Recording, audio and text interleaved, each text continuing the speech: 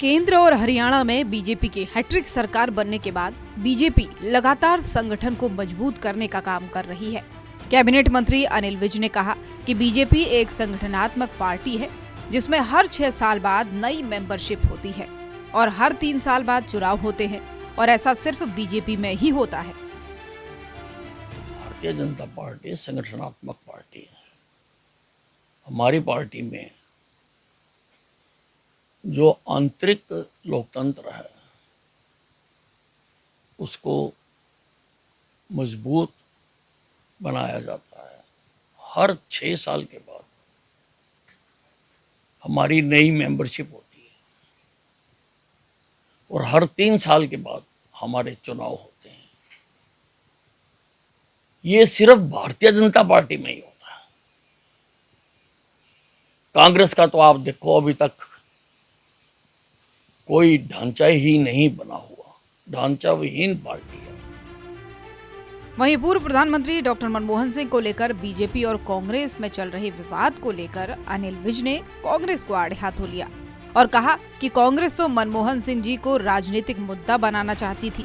वहीं अनिल विज ने कांग्रेस नेता राहुल गांधी को भी आड़े हाथों लिया। कांग्रेस तो मनमोहन सिंह जी का राजनीतिक मुद्दा बनाना चाहती थी। उनको उनके स्वर्ग सिधारने से उनको कोई मतलब नहीं था। वो तो राजनीतिक मुद्दा बनाना चाहते थे, इसीलिए वो बार बार उनका लिए स्मारक बनाने की बात कर रहे थे। उनको लगता था कि बीजेपी मानेगी नहीं और ये हमारे लिए बहुत अच्छा मुद्दा है। उनकी सोच ऐसी है। नहीं तो मनमोहन सिंह को तो उनके रहते हुए कांग्रेस ने कभी सम्मान नहीं किया। बहरहाल अपने बेबाक अंदाज के लिए अनिल विज हमेशा सुर्खियों में रहते हैं। अनिल विज ने ये भी कहा है कि हरियाणा में अब बीजेपी और कांग्रेस के अलावा कोई राजनीतिक पार्टी नहीं बची है।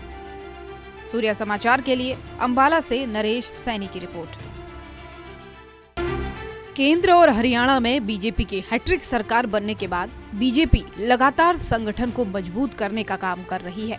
कैबिनेट मंत्री अनिल विज ने कहा कि बीजेपी एक संगठनात्मक पार्टी है जिसमें हर 6 साल बाद नई मेंबरशिप होती है और हर 3 साल बाद चुनाव होते हैं और ऐसा सिर्फ बीजेपी में ही होता है। भारतीय जनता पार्टी संगठनात्मक पार्टी है। हमारी पार्टी में जो आंतरिक लोकतंत्र है उसको मजबूत बनाया जाता है। हर 6 साल के बाद हमारी नई मेंबरशिप होती है